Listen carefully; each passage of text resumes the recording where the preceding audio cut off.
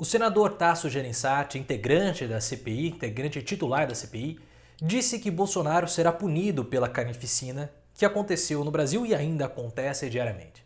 Essa é uma fala muito dura de um senador muito experiente. Tasso Gereissati é um político que tem 70 anos, então ele tem experiência de sobra para tratar assuntos de bastidores, assuntos políticos, porque ele é um homem já com uma vasta experiência. Eu não sei se Bolsonaro, propriamente dito, vai ser punido pela CPI ou por qualquer outra instância. Eu particularmente espero que ele seja punido, porque ele é responsável pelo que aconteceu, na minha opinião. E a CPI já tem elementos mais do que suficientes para mostrar que Bolsonaro cometeu um crime.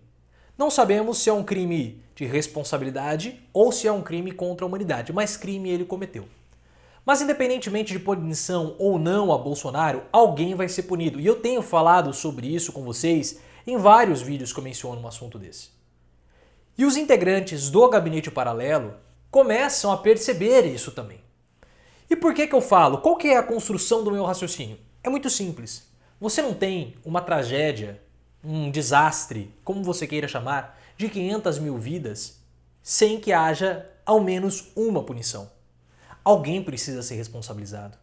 Porque o que aconteceu no Brasil não foi algo inesperado, do dia para a noite. Não foi um abalo sísmico, uma explosão de gás ou qualquer coisa do tipo que engoliu uma cidade do tamanho de Bauru, por exemplo, no interior do estado de São Paulo. Não foi isso que aconteceu. Não foi um ataque extraterrestre que do dia para a noite dizimou a cidade ou uma bomba atômica que matou 400 mil pessoas. Não foi isso que aconteceu. A tragédia, ela veio acontecendo, ela foi construída. Se no começo da pandemia nós tivéssemos uma morte de 500 mil vidas no primeiro mês, poxa, mas ninguém sabia como funcionava, não sabíamos como era a transmissão, não sabíamos as melhores formas de tratamento, tudo bem, você pode falar, olha, havia um desconhecimento e as coisas, na época ninguém sabia, mas houve uma evolução. Nós começamos a aprender que era necessário usar máscaras, porque no começo nós não sabíamos. Os próprios tratamentos evoluíram. Logo no início, a pessoa já era entubada. Aí depois começou a mudar. Olha, esse remédio serve para esse sintoma que está aparecendo, para essa complicação, melhor dizendo, que está aparecendo. Vamos deixar o paciente pronado. O que é o paciente pronado? É você colocá-lo deitado de bruços para facilitar a ventilação. E assim a respiração fica mais fácil, você não precisa colocá-lo no tubo. Demora um pouco mais para a intubação. Então foram evoluindo os tratamentos, o conhecimento foi evoluindo. Tá? Então não é algo que aconteceu no início, foi acontecendo. E o próprio Luiz Henrique Mandetta, no livro dele, e o depoimento dele corroborou também com isso, ele avisou sistematicamente o Bolsonaro, ele tentava alertar, Bolsonaro não prestava atenção. Então se fosse uma tragédia que aconteceu no início da pandemia, Bolsonaro até poderia ser absolvido. Olha, nós tentamos o possível, mas não deu certo. Mas não foi isso que aconteceu. Bolsonaro já sabia, Bolsonaro sabia o que deveria ser feito e ele não fez. Porque um dos elementos que era essencial para poder conter a propagação do vírus eram justamente as vacinas. E Bolsonaro não as comprou. E saiu uma reportagem mostrando que o presidente negou aquele documento da Pfizer. Ele teve acesso àquele e-mail que levou o Fábio Weingarten a depor na CPI e ele não respondeu.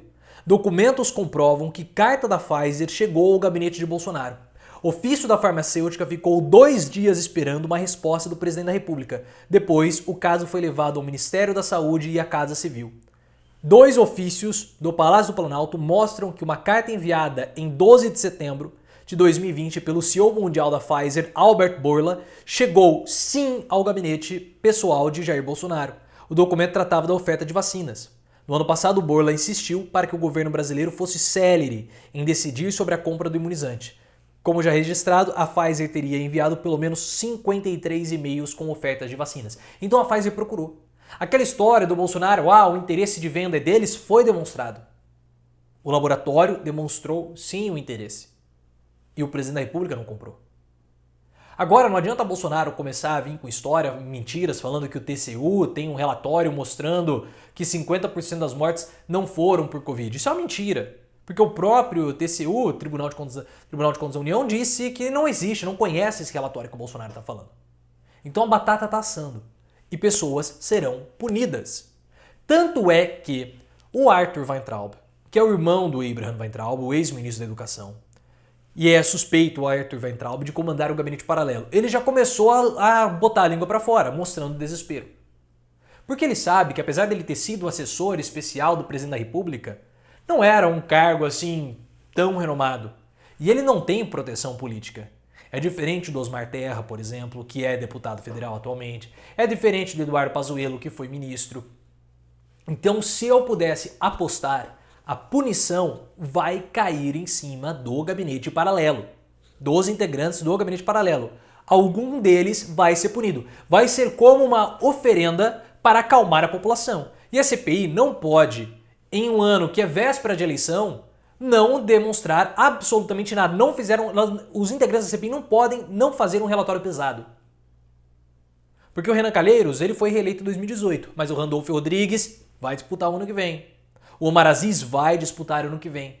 Vários integrantes da CPI irão disputar as eleições no ano que vem, então não pode parecer somente um teatro, porque aquilo também é uma prestação de contas e um respeito com todas as pessoas que morreram e aqueles que ficaram perdendo seus entes queridos.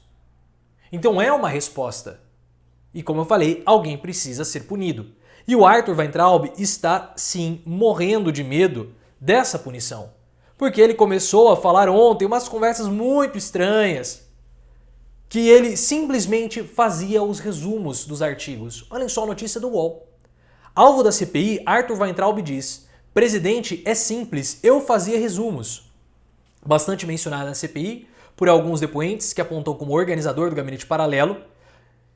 O ex-assessor da Presidência da República, Arthur Weintraub, realizou uma nova transmissão nas redes sociais para apresentar parte de sua defesa. O que é que ele já está defendendo? Estranho, né? Já está se antecipando, porque ele sabe que a punição vai ser em cima do gabinete paralelo. Aspas para o Arthur Weintraub. Falando então de bastidor. Teve o problema, no caso ele está falando da pandemia.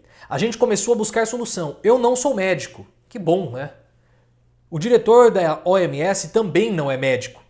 É uma questão de eu ter a possibilidade na época de ler as coisas e conseguir falar com as pessoas.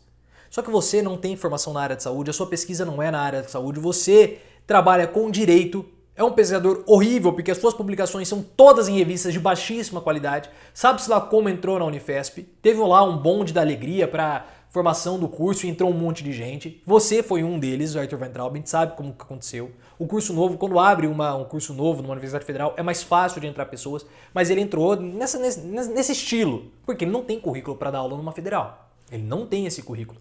Ele não é médico, ele não tem especialidade em saúde pública, ele não pesquisa absolutamente nada sobre saúde.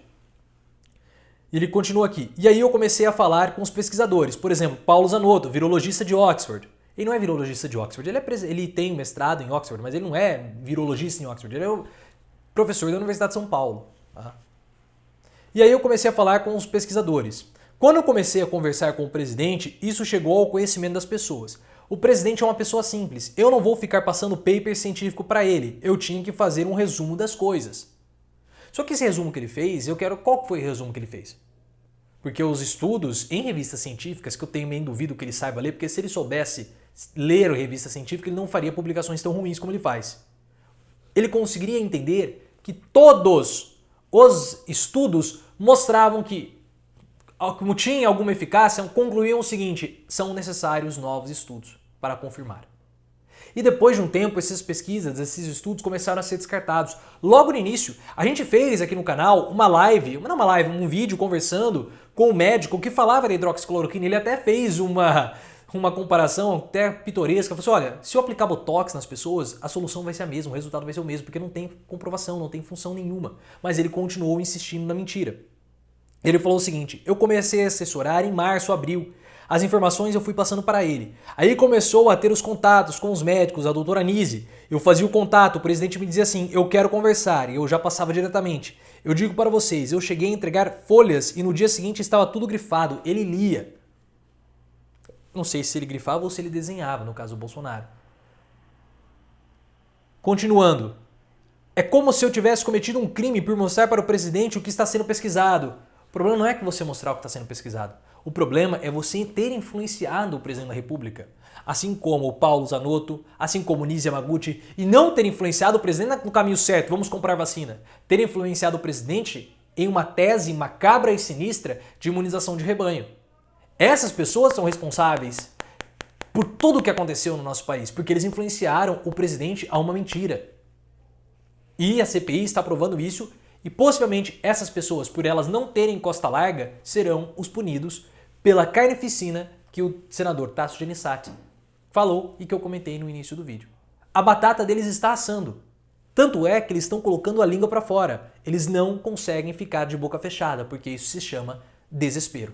Se você gostou, clique no botão de gostei, ative as notificações. Me siga no Twitter, @Profileoficial, e no Instagram, canal Profiléu.